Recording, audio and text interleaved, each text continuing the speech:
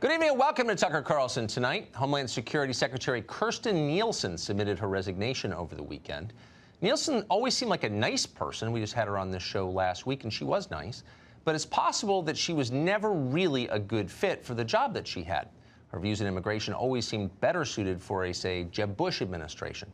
During Nielsen's tenure, total deportations were lower than under Barack Obama. The border itself went from troubled to chaotic to completely out of control. There are now more than 100,000 illegal arrivals showing up from Mexico every month.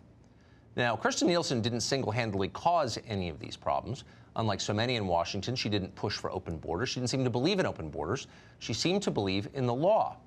But even that was too much for the left. Nielsen was denounced as an extremist and chased out of restaurants.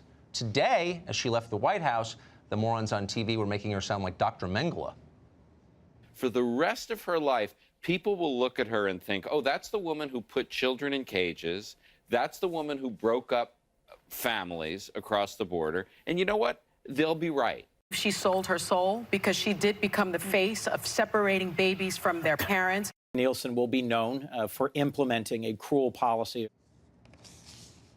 So for the year and a half she spent running the Department of Homeland Security, Kirstjen Nielsen should never sleep soundly again. Hours after her resignation, a Bloomberg reporter called Jennifer Epstein tweeted this, quote, "Nielsen's next stop will be carefully watched. If any major companies hire her, pay her to speak, etc., expect to see major outcry from immigration and civil rights groups and beyond," unquote. In other words, for her sins, Kirstjen Nielsen shouldn't be allowed to have a job. She must be carefully watched. And by the way, anyone who disagrees with that assessment shouldn't be allowed to work either, or speak in public, or post on social media, or sell books on Amazon, or use banks. That's their position. It is the definition of extremism. Anyone who disagrees with me must be hurt. This is not sustainable.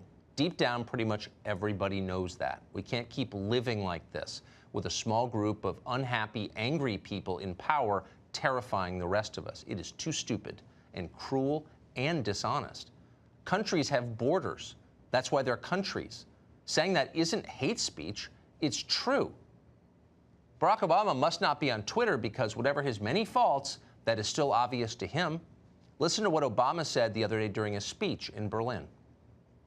I worry sometimes when, as we think about how to deal with the immigration issue, we think that any moves towards assimilation of the existing, of newcomers to the existing culture is somehow a betrayal. Should we want to encourage newcomers to learn the language of the country they're moving to?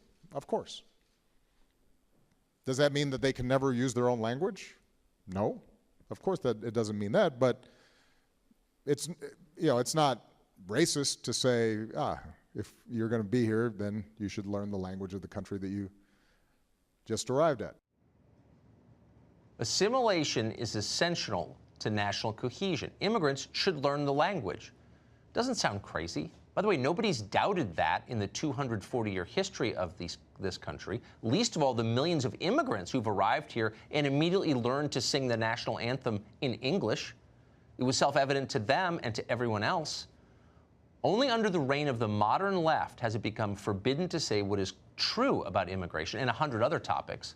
But the truth itself has not changed. It won't. Hysteria doesn't make facts disappear.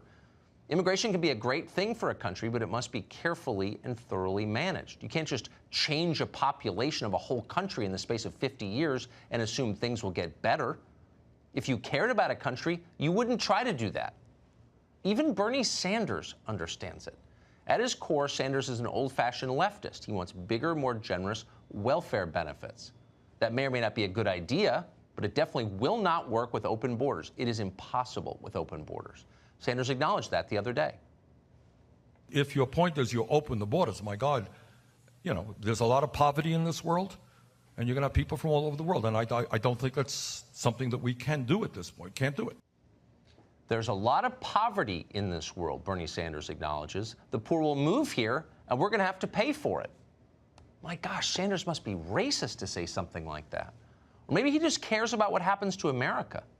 All of our leaders should care what happens to America. We don't elect them to improve Mexico or China or Europe.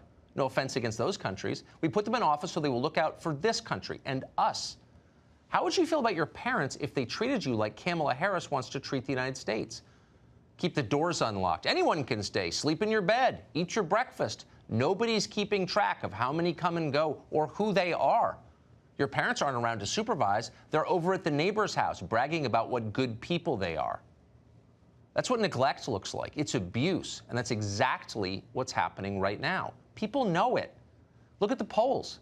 Americans would like to see less immigration into this country, not because they're bad people, because they're people. They want the immigrants we do take to be skilled enough to support themselves and to contribute to America right away, not 3 generations from now. More than anything, Americans want secure borders, but they're not getting any of that. And so resentment is building. And why wouldn't it? So what can be done to fix it? Chris Kobach is a former Secretary of State of the state of Kansas, and he joins us tonight. Mr. Kobach, thanks very much for coming on. Why is it so